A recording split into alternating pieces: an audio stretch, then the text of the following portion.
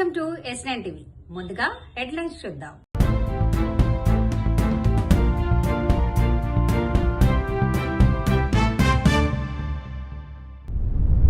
శ్రీవారి సన్నిధిలో పౌర్ణమి గరుడ సేవ. ప్రోటోకాల్పై చేవెళ్ల ఎంపీ కొండా విశ్వేశ్వరరెడ్డి ఆగ్రహం. బండా రావిలాలలో డంపింగ్ యార్డ్ను రద్దు చేయాలి. హెచ్సీఏలో కీలక మార్పులు. మెంటార్గా వసీం జాఫర్.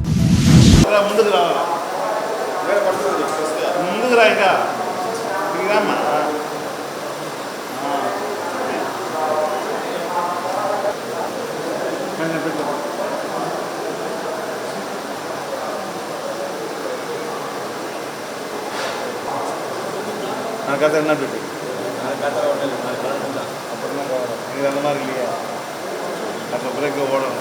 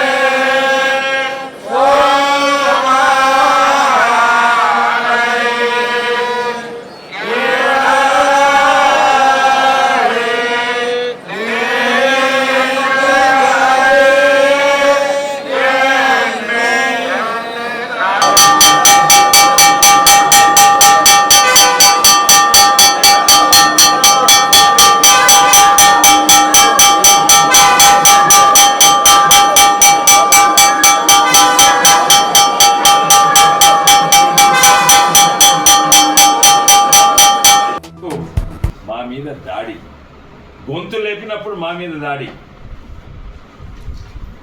ఇది సైన్సం.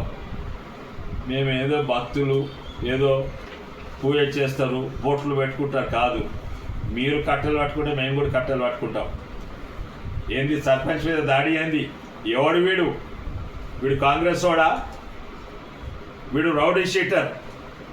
వీడి చేట్ల చూడు కట్టే ఉన్నది, వీని చేట్ల కత్తి. కత్తె కాదు, కత్తి మా సర్పంచ్ మీద పడ్డాడు. వీడెవడు?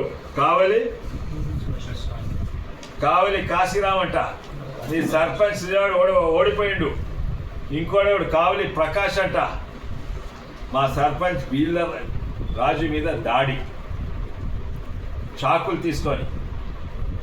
మళ్ళీ కేసు ఎవరి మీద వేయాలయ్యా? ఉల్టా మా సర్పంచ్ మీద కేసు. ఎస్సీ అట్రాసిటీ కేసు అంట. SC atrocity. ఓ క్రిస్టియన్, కన్వర్టెడ్ క్రిస్టియన్ ఎట్లా పెడతాడు? కేసు గంటల కేసు ఎఫ్ఐఆర్ ఫైల్ చేసిండ్రు. దాన్ని ఇన్వెస్టిగేట్ చేయాలి. వాళ్ళేమో ఫ్రీ అంట. ఎట్లా చూసాము. ఆడ సిఐ చేసిండా ఎవరు చేసిండు నాకు తెలుసుకోవాలి. నేను మీది కోర్టు వరకు పోతా, మీరు సస్పెండ్ అవుతారా సరిదిద్దుకోండి. నేను ఊకోను. దీన్ని ట్రాన్స్ఫర్ అవుతారా ఏమవుతారో నాకు తెలియదు. మీరు చేసిన నేరం, పోలీసు వాళ్ళు చేసిన నేరం. ఇదా కాంగ్రెస్ ప్రభుత్వం? కేసీఆర్ ప్రభుత్వం కూడా గట్లే ఉండే. మీరు వాళ్ళ తీరా తయారైనరు. మీకు వాళ్ళకి ఫరక్ ఏమున్నది? ఏమీ లేదు. ఇదే కాదు, ఇక్కడ రాళ్ళగూడపల్లిలో కూడా మా సర్పంచ్ ఎంఎన్ఆర్జీ ఫండ్స్ తోటి, అది మళ్ళీ అది కేంద్రం ఫండ్స్ తోటి women self help group building allocate అయి కట్టిస్తుంటే మహిపాల్ మీద మళ్ళా అక్కడ వచ్చి దాడి చేస్తుండ్రు. ఇక్కడ గ్రామంలో పక్కకు చర్చ్ కడుతున్నట్ట. చర్చ్ పక్క కట్టొద్దంట. ఆ చర్చ్కు భూమి ఇచ్చింది ఎవరు? ఆ భూమి ఎవరిది? Self help group. మనిషికో మాట, మనిషికో మాట, మనిషికో మాట. ఇది గొడ్డు కంటే హీనమైతే కర్రు కాల్చి మాట పెట్టాలా? గొడ్డు కంటే హీనంగా వ్యవహరిస్తున్నటువంటి రేవంత్ రెడ్డి ప్రభుత్వానికి, ఎమ్మెల్యేలకు, ఎంపీలకు కర్రు కాల్చి వాత పెట్టాలా? ఆ వాత పెట్టడంలో భాగంగా రంగారెడ్డి కలెక్టరేట్ లోకి దూసుకొచ్చినటువంటి ఒక రాణి రుద్రమదేవి లెక్కున్నారు మీరు. తెలంగాణ ఉద్యమకారంలో జరిగినటువంటి ఒక విరోచితమైన పోరాటం ఇవాళ మా కిషన్ అన్న నేతృత్వంలో ఇంకా చాలా మంది బయట ఉన్నారు. దూసుకొని వచ్చిండ్రు. మీ అందరికీ కూడా నేను శిరస్సు వంచి నమస్కారం చేస్తా ఉన్నాను. మీ పోరాటం మొత్తం తెలంగాణకు దార్శనికంగా నిలవబోతా ఉంది. నేను చూసినాం మన ఇదే కలెక్టరేట్ లో నాదర్గూడి భూములను దొబ్బుకోతా ఉన్నారు. ఎక్కడికక్కడ పేదవాళ్ల భూములను గుంజుకుంటా ఉన్నారు. ప్రభుత్వ భూములను వేలం వేస్తా ఉన్నారు. దొడ్డిదారిన అడ్డమైన జీవోలు పట్టుకొచ్చి ఒక దుర్మార్గమైన గ్రూప్స్ చాలా ఉపయోగపడతారని మా నమ్మకము. ఎందుకంటే నేను కూడా ఆయనతో పాటు ఆడాను. ఆయనతో పాటు ఆయన డిసిప్లిన్ చూసాము. ఆయన అన్ని మెథడ్స్ ఏంటంటే ఒక ఆనెస్ట్ జెన్యూన్ హ్యూమన్ బీయింగ్ ఆయన.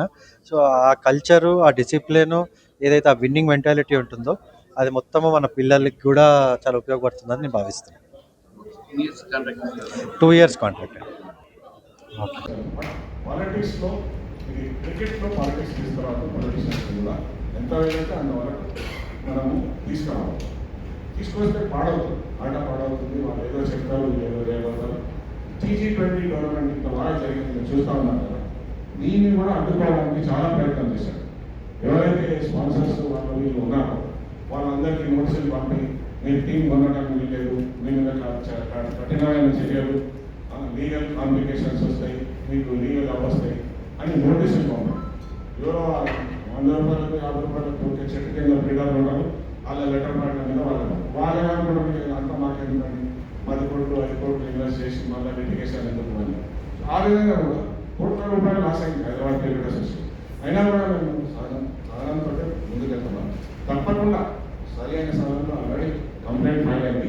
ఇది కాకుండా కూడా judicial remedy available to us as per the book name both. Definitely we will go and we will ensure that justice is done. Justice కావాలి. Justice కాకపోతే ఎట్లా ఎవరు పడతారు ఇంకొకరికి హాస్పిటల్. ఇంతటితో వార్తలు సమాప్తం. మరిన్ని అప్డేట్స్ కోసం చూస్తూనే ఉండండి S9 టీవీ న్యూస్.